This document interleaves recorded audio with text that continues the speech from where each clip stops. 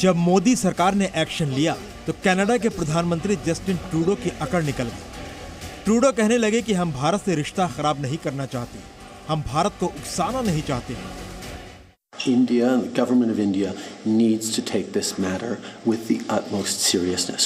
We are doing that. We are not looking to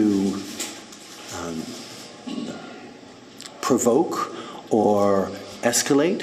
We are simply laying out the facts as we understand them, and we want to work with the government of India to lay everything clear and to ensure that there is proper process.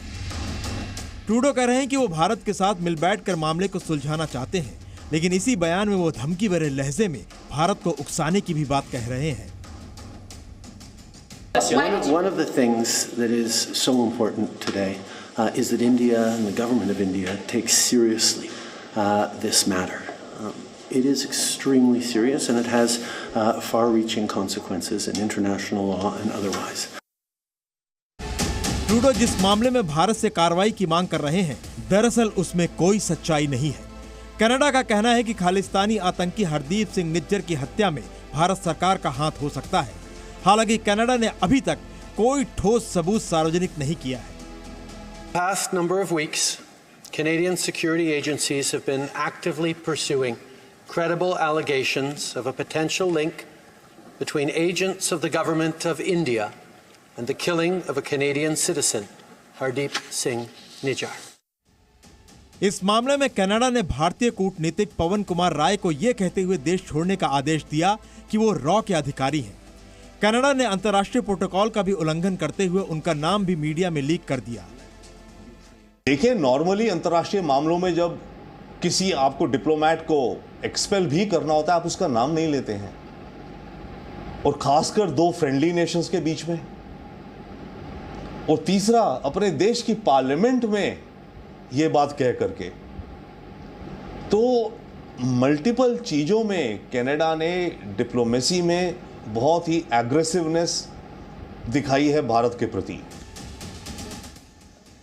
भारतीय कूटनीतिक के खिलाफ इस कार्रवाई पर भारत सरकार ने कड़ा एक्शन लेते हुए भारत में कनाडा के उच्चायुक्त को विदेश मंत्रालय बुलाया और एक वरिष्ठ राजनयिक को 5 दिन के भीतर देश छोड़ने का फैसला सुना दिया।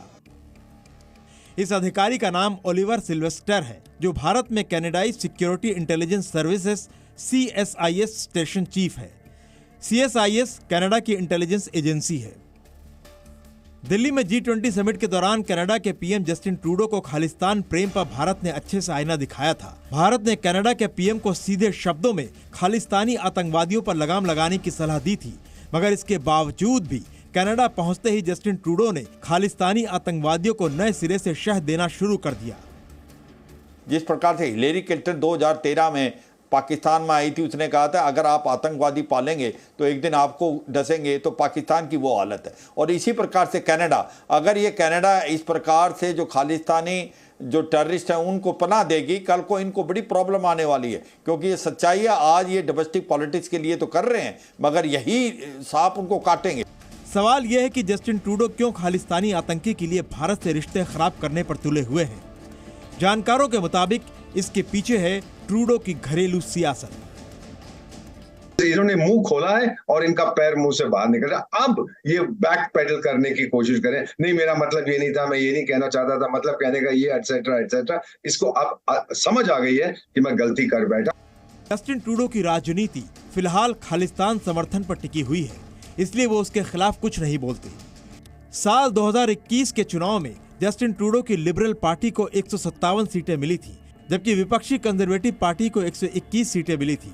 कनाडा की संसद में बहुमत के लिए 170 सीटें चाहिए होती हैं, यानी जस्टिन ट्रूडो की पार्टी को बहुमत नहीं मिला। सरकार बनाने के लिए उन्होंने कनाडा की न्यू डेमोक्रेटिक पार्टी का समर्थन लिया। न्यू डेमोक्रेटिक पार्टी ने 2021 में 24 सीटें जीती थी, और न्यू डेमोक्रेटिक पार्टी के मुखिया एक सिख है जिसका नाम है जगमीत सिंह धालीवाल। जगमीत सिंह एक खालिस्तान समर्थक है, वो खालिस्तान रेफरेंडम पर समर्थन करता आया है। जस्टिन ट्रूडो सरकार को जगमीत सिंह धालीवाल का समर्थन हासिल है, इसलिए जस्टिन ट्रूडो खालिस्तान और भारत के टुकड़े करने की सोच रखने वालों का विरोध नहीं कर पाते। ट्रूडो और ट्रूडो की सरकार को अपना रवैया बदलना पड़ेगा। बट अब अनफॉर्चुनेट बात ये हो गई है कि ट्रूडो अपना रवैया बदलेंगे नहीं और अगले 2 साल तक ये प्रधानमंत्री हैं, अभी अक्टूबर 25 तक, राइट।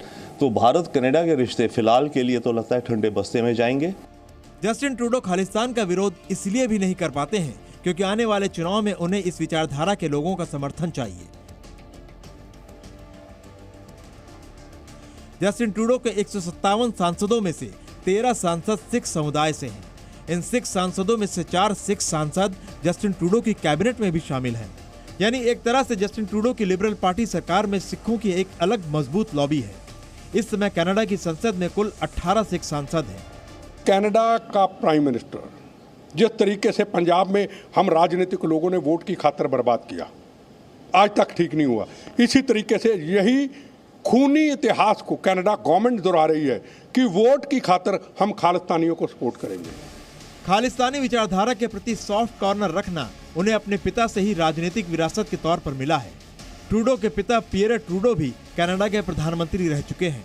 साल 1982 में इंदिरा गांधी ने उनसे खालिस्तानी समर्थकों पर कार्रवाई करने की मांग की थी।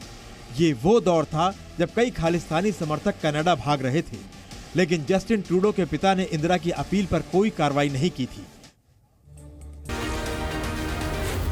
Zee News.